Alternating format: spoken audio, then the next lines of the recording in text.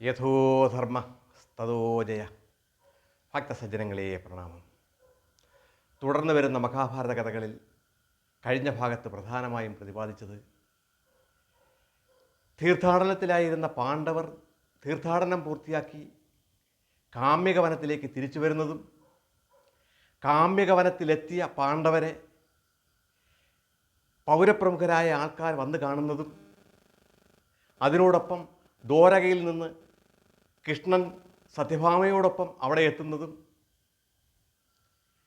മാർക്കണ്ഡേയ മഹാമുനി പാണ്ഡവരെ കാണാൻ അവിടെ എത്തുന്നതും ആ മാർക്കണ്ഡേയ മഹാമുനിയോട് യുധിഷ്ഠിര മഹാരാജാവ് ധർമ്മത്തിൻ്റെ മഹാത്മ്യത്തെക്കുറിച്ച് തങ്ങളെ കൂടുതൽ കാര്യങ്ങൾ അറിയിക്കണമെന്ന് ആവശ്യപ്പെടുകയും അതുപ്രകാരം ധർമ്മത്തിൻ്റെ പ്രാധാന്യം എപ്രകാരമാണ് എന്ന് അതിനെ കുറിച്ച് യുധിഷ്ഠിരനോട് അനേകം സംഭവങ്ങൾ വിവരിച്ചു കൊടുക്കുന്നതും അതിനോടൊപ്പം മുമ്പ് നടന്നിട്ടുള്ള പല കാര്യങ്ങളും പ്രതിപാദിക്കുന്നതും ആയ ഭാഗമാണ് കഴിഞ്ഞ ഭാഗത്ത് പ്രധാനമായും പറഞ്ഞത്. അതിനോടൊപ്പം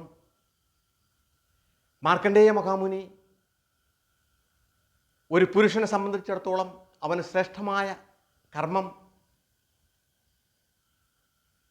ബ്രഹ്മചര്യമാണ് എങ്കിൽ സ്ത്രീയെ സംബന്ധിച്ചിടത്തോളം അവൾക്ക് ഏറ്റവും ശ്രേഷ്ഠമായത് പാതിവൃത്യമാണ് എന്ന സത്യം പറയുകയും പാതിവൃത്യ മാഹാത്മ്യത്തിന് ഏറ്റവും ശ്രേയസ്കരമായ അനേക ഉദാഹരണങ്ങൾ ഇങ്ങനെ പ്രതിപാദിക്കുന്നതുമായ ഭാഗങ്ങൾ മാർക്കണ്ഡേയ മഹാമുനി പാണ്ഡവരെ ഉപദേശിക്കുന്ന ഭാഗം കഴിഞ്ഞ ഭാഗത്ത് പറഞ്ഞു. അക്കൂട്ടത്തിൽ മാർക്കണ്ഡേയ മഹാമുനി പറഞ്ഞ ഒരു സംഭവം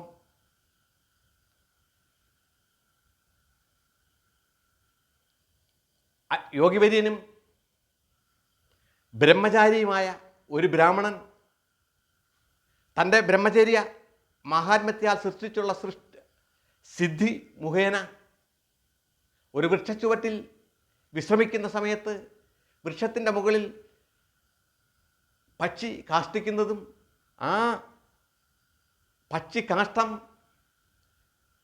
വീഴുന്ന സമയത്ത് രൂക്ഷമായി പക്ഷിയെ നോക്കുമ്പോൾ പക്ഷി കരിഞ്ഞു വീഴുന്നതും തുടർന്ന് ആ ബ്രാഹ്മണൻ ഗ്രാമത്തിലിറങ്ങി ഭിക്ഷാടനം നടത്തുന്ന സമയത്ത് ഭിക്ഷയ്ക്കെത്തിയ ഒരു വീട്ടിൽ നിന്ന് പതിവ്രതയായ ഒരു സ്ത്രീ ഈ സംഭവം സ്വയം മനസ്സിലാക്കി ബ്രാഹ്മണനെ ഉപദേശിക്കുന്നതുമായ സംഭവങ്ങൾ മാർക്കണ്ഡേയ മഹാമുനി യുധിഷ്ഠിരനെ പറഞ്ഞു കേൾപ്പിച്ചു. ആ ബ്രാഹ്മണനോട് പതിവ്രതയായ ആ സ്ത്രീ, അങ്ങ് എത്ര തന്നെ ശ്രേഷ്ഠനായ ബ്രഹ്മചാരിയാണെങ്കിലും തപനിഷ്ഠ ഉള്ളവനാണെങ്കിലും ശരിക്കും അങ്ങേക്ക് ധർമ്മത്തിൻ്റെ മാഹാത്മ്യം അറിയില്ല. ധർമ്മം പൂർണ്ണമായി ഉൾക്കൊണ്ട് അതനുസരിച്ച് പ്രവർത്തിക്കാനും ജീവിക്കാനും അങ്ങേക്ക് കഴിയുന്നില്ല. അതുകൊണ്ട് ധർമ്മത്തെക്കുറിച്ച് കൂടുതൽ മനസ്സിലാക്കുന്ന നിലയ്ക്ക് വേണ്ടി അങ്ങ് ധർമ്മവിധനെ നേരിൽ കണ്ട് കൂടുതൽ ധർമ്മമറിയണം എന്ന് ആവശ്യപ്പെടുന്നതും ഇത് കേട്ട് കഴിഞ്ഞ് ഭിക്ഷയും വാങ്ങി അവിടെ നിന്ന് ഇറങ്ങി പുറത്തേക്ക് വരുന്ന ബ്രഹ്മചാരിയായ ബ്രാഹ്മണൻ ആ സ്ത്രീ പറഞ്ഞത് സത്യമാണെന്നും തനിക്ക് ശരിയാമണ്ണമുള്ള ധർമ്മവഴി അറിയാൻ പാടില്ലാത്തതിനാലാണ് താൻ പെട്ടെന്ന് പ്രകോപിതനാകുന്നതെന്നും കോപമുണ്ടാകുന്നതെന്നും മനസ്സിലാക്കി എത്രയും പെട്ടെന്ന് മിഥിലയിൽ പോയി ധർമ്മവിധനെ കാണണം എന്ന് തീരുമാനിക്കുകയും ഇവിടെ നിന്ന് വളരെ അകലെയാണ് ആ മിഥില എന്ന് അറിഞ്ഞിട്ടും ദിവസങ്ങൾ കൊണ്ട് യാത്ര ചെയ്ത് ധർമ്മവിധനെ കാണാൻ തന്നെ ബ്രഹ്മചാരി ബ്രാഹ്മണൻ തീരുമാനിക്കുകയും അങ്ങനെ മിഥിലയിലെത്തുകയും ചെയ്തു. മിഥിലയിലെത്തിക്കഴിഞ്ഞപ്പോൾ അതൊരു വലിയ പട്ടണമാണെന്നും അനേകം ആൾക്കാർ തിങ്ങിക്കൂടി താമസിക്കുന്ന പ്രദേശമാണെന്നും മനസ്സിലാക്കിയിട്ട് ഇനി ഈ പ്രദേശത്ത് നിന്ന് എങ്ങനെയാണ് ധർമ്മവിധനെ പെട്ടെന്ന് മനസ്സിലാക്കുന്നത് എന്ന് ആലാഞ്ഞ് പല ആളുകളോടും ധർമ്മവിധനെക്കുറിച്ച് തിരക്കിയപ്പോൾ പട്ടണമധ്യത്തിൽ തന്നെ ഉള്ള ഒരു വ്യാപാര സ്ഥാപനത്തെയാണ് ആൾക്കാർ ബ്രാഹ്മണന് ചൂണ്ടിക്കാണിക്കൊടുത്തത്. ആ വ്യാപാര സ്ഥാപനത്തിൻ്റെ മുന്നിലെത്തിയ ബ്രാഹ്മണൻ വളരെയധികം ആൾക്കാർ തിങ്ങി നിൽക്കുന്ന ഒരു മാംസക്കടയാണ് അവിടെ കണ്ടത്. അനേകം മൃഗങ്ങളുടെ മാംസങ്ങൾ അവിടെ കെട്ടിത്തൂക്കി പ്രദർശിപ്പിച്ചിരിക്കുന്നതും അദ്ദേഹം കണ്ടു. ഇവിടെ ആരാണ് ഈ ധർമ്മവധൻ എന്ന് ആൾക്കാരോട് ആരാഞ്ഞപ്പോൾ ആ കച്ചവട സ്ഥാപനത്തിൻ്റെ ഉള്ളിൽ മധ്യത്തിലായി നിൽക്കുന്ന ആജാനുബാഹുവായ ഒരു മനുഷ്യനെ ചൂണ്ടിക്കാണിച്ചു കൊടുക്കുകയും ആ മനുഷ്യനെ ബ്രാഹ്മണൻ ശ്രദ്ധിച്ചപ്പോൾ എല്ലാ ആൾക്കാർക്കും നിർദ്ദേശം കൊടുക്കുകയും മാംസം വാങ്ങിക്കഴിഞ്ഞ ആൾക്കാരിൽ നിന്ന് പണം സ്വീകരിക്കുകയും ചെയ്യുന്നത് കാണുകയും ചെയ്തപ്പോൾ താൻ ഇത്രമാത്രം ബുദ്ധിമുട്ടി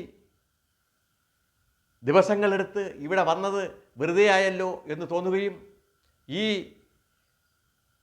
മാംസപിണ്ഡമായ ഈ മനുഷ്യൻ മാംസക്കച്ചവടക്കാരനായ ഇവനിൽ നിന്ന് എന്ത് ധർമ്മമാണ് ഞാൻ പഠിക്കേണ്ടത് എന്ന് സ്വയം തോന്നുകയും തിരിച്ചു വെക്കളയാം എന്ന് തീരുമാനിക്കുകയും ചെയ്തു.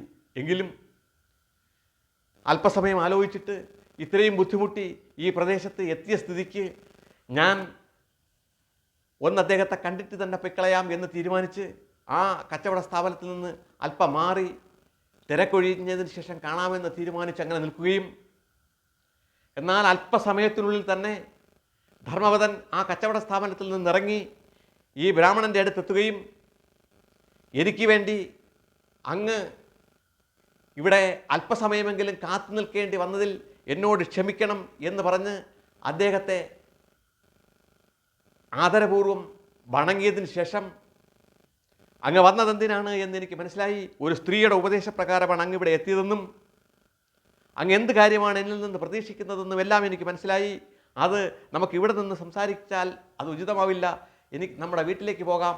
എൻ്റെ വീട്ടിൽ അങ്ങയെ ഞാൻ അതിഥിയായി കൂട്ടിക്കൊണ്ടുപോകാൻ തീരുമാനിച്ചിരിക്കുന്നു എന്ന് പറഞ്ഞ് ധർമ്മവധൻ ബ്രഹ്മചാരി ബ്രാഹ്മണനെയും കൂട്ടി തൻ്റെ വീട്ടിലേക്ക് പോവുകയും വീട്ടിലെത്തിയ ബ്രാഹ്മണനെ ഉപചാരപൂർവം ആതിഥേയ മര്യാദയനുസരിച്ച് അവിടെ സ്വീകരിക്കുകയും ഉചിതമായ പീഠത്തിൽ ഇരുത്തിയതിന് ശേഷം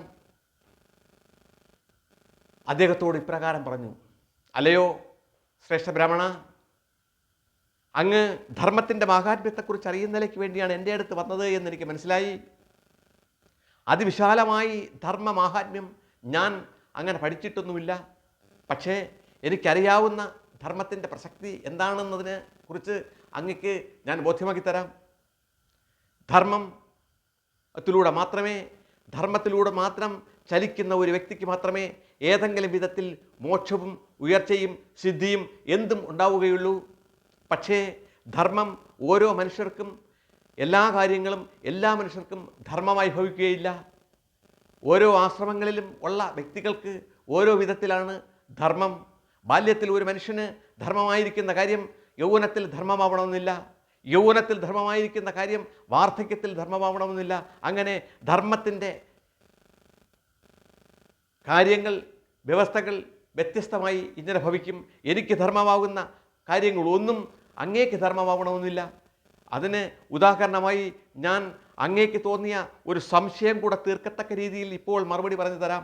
കാരണം എൻ്റെ തൊഴിൽ, ഞാൻ ഒരു മാംസക്കച്ചവടക്കാരനായി നിലനിൽക്കുന്നത് എൻ്റെ തൊഴിലാണെങ്കിൽ എൻ്റെ പിതാവും പിതാമഹനും അങ്ങനെ പാരമ്പര്യമായി അനുവർത്തിച്ചു വന്ന തൊഴിലാണ് ഈ മാംസക്കച്ചവടം. ആ മാംസക്കച്ചവടം ചെയ്യുന്ന എനിക്ക് എൻ്റെ കുലത്തൊഴിൽ ധർമ്മമാണ് എങ്കിൽ അങ്ങേപ്പോലെ ഒരു ബ്രാഹ്മണന് ഒരു കാരണവശാലും മാംസക്കച്ചവടം ധർമ്മമാവില്ല. അങ്ങനെ ഞാൻ എൻ്റെ കുലത്തൊഴിലായ ഏതൊരു തൊഴിലും ഭഗവാനിൽ അർപ്പിതമായി ആ തൊഴിൽ അനുവർത്തിക്കുന്നത് ഒരു കാരണവശാലും അധർമ്മമാവില്ല. ഓരോ ആശ്രമങ്ങളിലും പെട്ട ഓരോ വ്യക്തികൾക്കും വ്യത്യസ്തമായ കർമ്മങ്ങളുണ്ട്. ആ കർമ്മങ്ങൾ യഥോചിതം ഈശ്വരനിൽ അർപ്പിതമായി ചെയ്യുകയാണെങ്കിൽ ഒരു കാരണവശാലും അവന് പാപമുണ്ടാകുന്നതല്ല. ഞാൻ അങ്ങയുടെ ഒരു സംശയം കൂടെ, മനസ്സിലുദിച്ച സംശയം കൂടെ തീർക്കുന്നതിലേക്ക് വേണ്ടി ഒരു കാര്യം കൂടെ പറഞ്ഞു തരാം. ഞാൻ ഒരു മാംസക്കച്ചവടക്കാരനാണെങ്കിലും ഒരു കാരണവശാലും ഞാൻ മാംസം ഭക്ഷിക്കാറില്ല. ഒരു മൃഗത്തെയും ഞാൻ കൊല്ലാറുമില്ല. മറ്റുള്ളവർ കൊന്നു തരുന്ന പന്നിയെയും മാനിനെയും മ്ലാവിൻ്റെയും ഒക്കെ ഇറച്ചി ഞാൻ ഇങ്ങനെ മറ്റുള്ളവർക്ക് വിൽക്കും. ഞാൻ ഒരിക്കലും മാംസം ഭക്ഷിക്കുന്നില്ല എന്ന് മാത്രമല്ല, പകൽ സമയം ഭക്ഷണം പോലും കഴിക്കാതെ ഉപവസിച്ചതിന് ശേഷം രാത്രി മാത്രമേ ഭക്ഷിക്കാറുള്ളൂ. ഇത് ഞാൻ അങ്ങയുടെ മനസ്സിൽ ഉദിച്ച സംശയത്തിന് പറയുന്ന മറുപടിയാണ്. അതേപോലെ ധർമ്മം എന്നത് വിവിധ വ്യക്തികൾക്ക് വിവിധ രീതിയിലാണ് എന്ന് ആ ബ്രഹ്മചാരി ബ്രാഹ്മണനെ ബോധ്യമാക്കി കൊടുത്ത്, ധർമ്മത്തിൽ ഓരോ ആശ്രമത്തിലും ഉള്ള വ്യക്തികൾ നിർവഹിക്കേണ്ട ധർമ്മങ്ങളെക്കുറിച്ച് വിശദമായി മനസ്സിലാക്കി കൊടുത്തതിന് ശേഷം എന്നെപ്പോലെ ഒരു വ്യക്തിക്ക്, അതായത് സന്യാസി ആയ ഒരു വ്യക്തിക്ക് സന്യാസവും ബ്രഹ്മചര്യവും ശ്രേഷ്ഠമാണെങ്കിലും മുക്തിക്കുതകുന്നതാണ് എങ്കിലും ഒരു ഗൃഹസ്ഥാശ്രമിയായ വ്യക്തിയെ സംബന്ധിച്ചോളം ഗൃഹസ്ഥന് ഏറ്റവും ധർമ്മമായ പ്രവൃത്തികൾ അവൻ്റെ 5 ഗുരുക്കളെ പാലിക്കുക എന്നതാണ്. ഗൃഹസ്ഥൻ്റെ 5 ഗുരുക്കളെന്ന് പറയുന്നത് പ്രത്യക്ഷത്തിൽ അവൻ്റെ ഈശ്വരനായ മാതാവും പിതാവും അഗ്നിയും ആത്മാവും ആചാര്യനുമാണ്. അങ്ങനെ മാതാ പിതാ അഗ്നി ആത്മാ ആചാര്യ എന്ന 5 ഗുരുക്കന്മാരെയും ഈശ്വരസമമായി, പ്രത്യക്ഷത്തിൽ കാണുന്ന ഈശ്വരസമമായി കൃത്യമായി പഠിക്കുകയും പ്രവർത്തിക്കുകയും പ്രയത്നിക്കുകയും ചെയ്യുന്ന വ്യക്തിക്ക് എല്ലാവിധ സിദ്ധികളും, അതായത് ഒരു ബ്രഹ്മചാരിയായ ഋഷിവര്യന് സിദ്ധിക്കുന്ന സിദ്ധികളെല്ലാം തന്നെ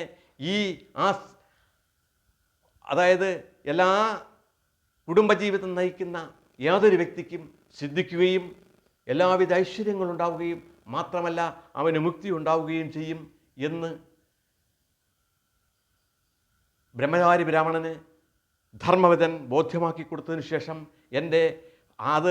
ഞാൻ ഈ വാക്കുകൾ കൊണ്ട് പറയുന്നതുമല്ല, ഇതെല്ലാം എൻ്റെ പ്രവൃത്തിയിൽ പ്രാവർത്തികമാണ് എന്ന് ബോധ്യമാക്കുന്നതിലേക്ക് വേണ്ടി അങ്ങ് എൻ്റെ വീട്ടിനുള്ളിലേക്ക് വന്നാലും എന്ന് പറഞ്ഞ് ബ്രാഹ്മണനെ ഉള്ളിലേക്ക് കൂട്ടിക്കൊണ്ടുപോവുകയും ഉള്ളിൽ കയറി ചെന്ന ബ്രാഹ്മണൻ അവിടെ കണ്ട കാഴ്ച, ആ വീട് എന്ന് പറയുന്നത് ഒരു ദേവാലയം പോലെ പരിശുദ്ധമായി സൂക്ഷിക്കുകയും വൃത്തിയും ശുദ്ധിയും സുഗന്ധമയവുമായി സൂക്ഷിച്ചിരിക്കുന്നതും, ആ വീട്ടിനുള്ളിൽ ഒരു മുറിക്കകത്ത് ധർമ്മവിധൻ ബ്രാഹ്മണനെയും കയറുകയും ആ മുറിക്കുള്ളിൽ അതിമനോഹരമായി അലങ്കരിച്ച 2 കിടക്കകളും മറ്റ് സാധനങ്ങളും, ആ വൃത്തിയും ശുദ്ധിയും മനോഹരവുമായ ആ കിടക്കകളുള്ള മുറിയിൽ 2 പീഠങ്ങളിൽ മനോഹരമായി വസ്ത്രം ധരിച്ച് വൃത്തിശുദ്ധിയോടുകൂടി വൃദ്ധ ദമ്പതികളിരിക്കുന്നതും കാണാനിടയാവുകയും ആ മുറിക്കുള്ളിൽ കയറിയ ധർമ്മവിധൻ ആദ്യം വൃദ്ധ ദമ്പതികളെ പ്രണമിച്ചതിന് ശേഷം ബ്രാഹ്മണനെ ദമ്പതികൾക്ക് പരിചയപ്പെടുത്തി കൊടുക്കുകയും ചെയ്തു. അതിനുശേഷം ഇപ്രകാരം പറഞ്ഞു: അല്ലയോ ബ്രാഹ്മണശ്രേഷ്ഠ, എൻ്റെ പ്രത്യക്ഷ ഈശ്വരന്മാരായ മാതാപിതാക്കളാണ് ഈ ഇരിക്കുന്നത്. ഇവരുടെ ഇംഗിതമനുസരിച്ചാണ് ഞാൻ ജീവിക്കുന്നത്.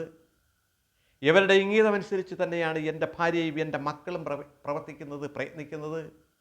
അങ്ങനെ ധർമ്മത്തിൻ്റെ യഥാർത്ഥമായ വഴി മനസ്സിലാക്കുകയും അതനുസരിച്ച് പൂർണ്ണമായും ജീവിക്കുന്നത് കൊണ്ടാണ് എനിക്ക് ഈ വിധത്തിലുള്ള സിദ്ധികൾ, അതായത് സിദ്ധികളെന്ന് ഉദ്ദേശിച്ചത് അങ്ങയോട് ആ സ്ത്രീ ഉപദേശിച്ച കാര്യം ഞാൻ ഇവിടെ ഇരുന്ന് മനസ്സിലാക്കുകയും അങ്ങയുടെ മനോഗതം അങ്ങ് പുറത്തു വന്ന വിവരം ഞാൻ സ്വയം മനസ്സിലാക്കുകയും ചെയ്യുന്ന ആ സിദ്ധി അനേകം വർഷത്തെ തപസ്സുകൊണ്ട് അങ്ങ് നേടിയ സിദ്ധിയേക്കാൾ ശ്രേഷ്ഠമാണ് എന്നൊരു പക്ഷേ അങ്ങേക്ക് തോന്നുമെങ്കിലും ഞാൻ അതിന് സമമെന്നോ അല്ലെങ്കിൽ അതേപോലെ എന്നോ നിശ്ചയിച്ച് എനിക്ക് ലഭിച്ചിട്ടുള്ള ഈ സിദ്ധികൾ എൻ്റെ ഈ ധാർമ്മികമായ പ്രവൃത്തിയിലൂടെ ആ വീക്ഷണത്തിലൂടെ മുന്നോട്ട് പോകുന്നത് കൊണ്ടാണ് എന്ന് ബ്രാഹ്മണന് ബോധ്യമാക്കി കൊടുക്കുകയും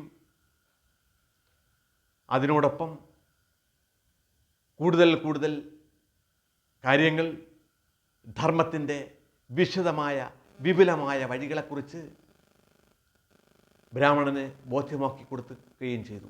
എല്ലാം കേട്ടുകഴിഞ്ഞ ബ്രാഹ്മണൻ തനിക്ക് താൻ പ്രതീക്ഷിച്ചതിൽ നിന്നും വളരെയധികം കൂടുതൽ ധാർമ്മിക കാര്യങ്ങൾ അങ്ങിൽ നിന്ന് ലഭിച്ചു എന്നും അങ്ങ് പരിമിതമായ അറിവ് മാത്രമേ ധർമ്മത്തെക്കുറിച്ചുള്ളൂ എന്ന് പറഞ്ഞത് അങ്ങയുടെ വിശാല മനസ്സുകൊണ്ടാണെന്നും അങ്ങ് വിപുലമായ ധർമ്മ പാണ്ഡിത്യം നിറഞ്ഞ വ്യക്തിയാണ് എന്ന് ബ്രാഹ്മണൻ പറയുകയും ഞാൻ എത്രയോ വർഷങ്ങളായി തപസ്സുകൊണ്ട് ബ്രഹ്മചര്യം കൊണ്ടും നേടിയ അറിവിൽ നിന്നും വിപുലമായ ഒരറിവാണ് അങ്ങിൽ നിന്ന് എനിക്ക് ലഭിച്ചതെന്നും ഇതുവരെ എന്നിലുണ്ടായിരുന്ന ധാരണയ്ക്ക് തന്നെ ഒരു വിരുദ്ധമായിരിക്കുന്നുവെന്നും ഒരു മനുഷ്യൻ്റെയും പ്രവൃത്തി, അതായത് ജോലി, അവൻ്റെ പാണ്ഡിത്യവുമായി ബന്ധപ്പെടുത്താൻ പാടില്ലെന്നും അങ്ങ് ചെയ്യുന്ന ജോലി നികിഷ്ടമാണ് എന്ന് എനിക്ക് മനസ്സിൽ തോന്നിയെങ്കിലും അത് വളരെ ശ്രേയസ്കരമാണ് എന്നും ഒരു മനുഷ്യൻ്റെയും തൊഴിൽ കൊണ്ട് ആ മനുഷ്യനെ അളക്കാനോ നിശ്ചയിക്കാനോ പാണ്ഡിത്യം നിശ്ചയിക്കാനോ കഴിയുന്നതല്ല എന്നും എനിക്ക് ബോധ്യമായി എന്നും പറഞ്ഞ് അതിനോടൊപ്പം ആ വൃദ്ധദമ്പതികളെ ഇത്രയും ശ്രേഷ്ഠമായ മൂല്യങ്ങൾ കാത്തു സൂക്ഷിക്കുന്നതും അതനുസരിച്ച് പ്രവർത്തിക്കുന്നതും ധർമ്മവഴിയിലൂടെ മാത്രം ചിന്തിക്കുന്നതായ ഒരു പുത്രനെ ലഭിച്ച നിങ്ങൾ അതീവ ഭാഗ്യവാന്മാരാണ് എന്ന് പറഞ്ഞ് അവരെ പ്രണമിച്ചതിന് ശേഷം ധർമ്മപദനോടും യാത്ര പറഞ്ഞ് ആ ബ്രഹ്മചാരി ബ്രാഹ്മണൻ അവിടെ നിന്ന് യാത്രയായി. ഈ കഥ, ഈ സംഭവം മാർക്കണ്ഡേയ മഹാമുനി കൃഷ്ണൻ്റെ സാന്നിധ്യത്തിൽ ധർമ്മപുത്രർക്കും പാണ്ഡവർക്കും അവരോടൊപ്പം ഉണ്ടായിരുന്ന പൗരശ്രേഷ്ഠന്മാർക്കും പറഞ്ഞുകൊടുത്ത് കേട്ടതിന് ശേഷം ധർമ്മപുത്രർ വീണ്ടും മാർക്കണ്ഡേയ മഹാമുനിയോട് പറഞ്ഞു, അല്ലയോ ശ്രേഷ്ഠൈഷ്ഠിവര്യ, ധർമ്മത്തിൻ്റെ വിവിധമായ വശങ്ങൾ അങ്ങ് എന്നെയും നമ്മളെയും ബോധ്യമാക്കി തന്നു.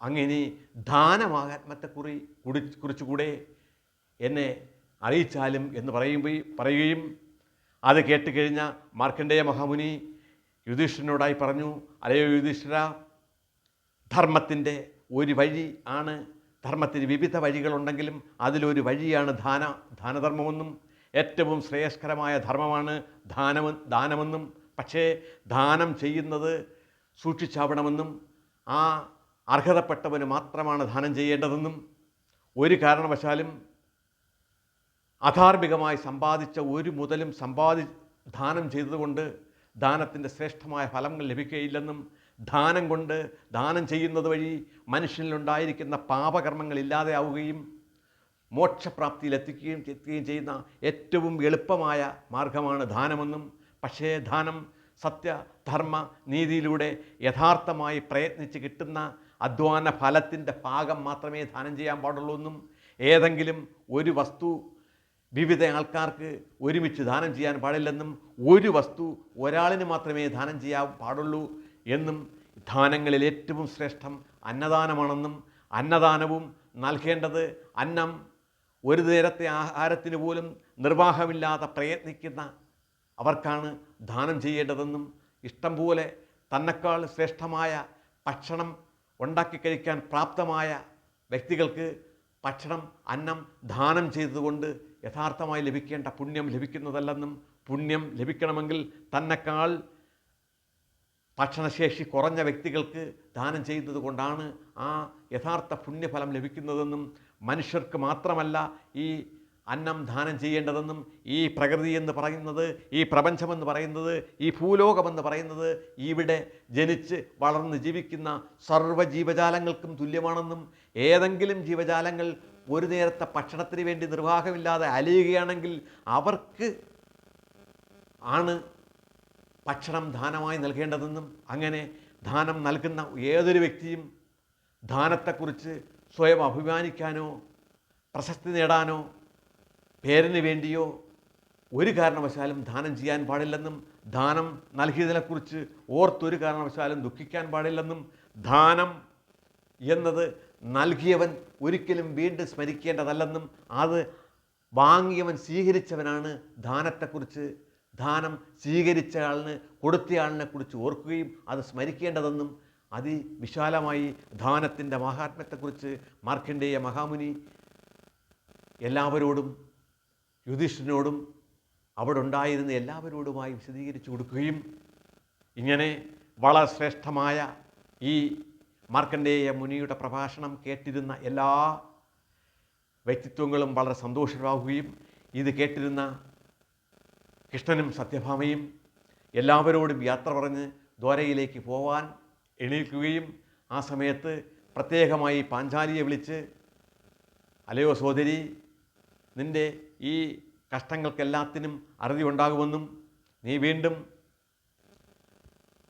ഒരു രാജഭജ്ഞയായി തന്നെ ജീവിക്കാൻ അവസരമുണ്ടാവുമെന്നും ഇപ്പോൾ നിൻ്റെ പുത്രന്മാർ അങ്ങ് ദ്വാരകയിൽ എൻ്റെ കൊട്ടാരത്തിൽ സുഭദ്ര സ്വന്തം പുത്രന്മാരെപ്പോലെ സ്വന്തം പുത്രനായ അഭിമന്യുവിനോടൊപ്പം വളരെ സന്തുഷ്ടമായി ശ്രേഷ്ഠമായി വളരുകയാണെന്നും അവരെ പുത്രന്മാരായി തന്നെ സുഭദ്ര സംരക്ഷിക്കുന്നുണ്ട് എന്നും വിവരമറിയിക്കുകയും ചെയ്ത് കൃഷ്ണനും സത്യഭാമയും അവിടെ നിന്ന് യാത്രയാവുകയും തുടർന്നും മാർക്കണ്ഡേയ മഹാമുനി വളരെ വിശാലമായി സത്യധർമ്മനീതികളെക്കുറിച്ച് ഇവർക്ക് കൂടുതൽ കാര്യങ്ങൾ ബോധ്യമാക്കി കൊടുത്ത് എല്ലാവരെയും അനുഗ്രഹിച്ച് സന്തോഷിപ്പിച്ചതിന് ശേഷം മരണമില്ലാത്ത മാർക്കണ്ഡേയ മുനി അവിടെ നിന്ന് യാത്രയാവുകയും ചെയ്തു. പ്രിയ സജ്ജനങ്ങളെ, ഈ ഭാഗം ഞാനിവിടെ നിർത്തുന്നു. തുടർ ഭാഗങ്ങളിൽ തുടർ കഥകൾ പ്രതിപാദിക്കാം. ലോകാ സമസ്ത സുഖിനോ ഭവന്തു.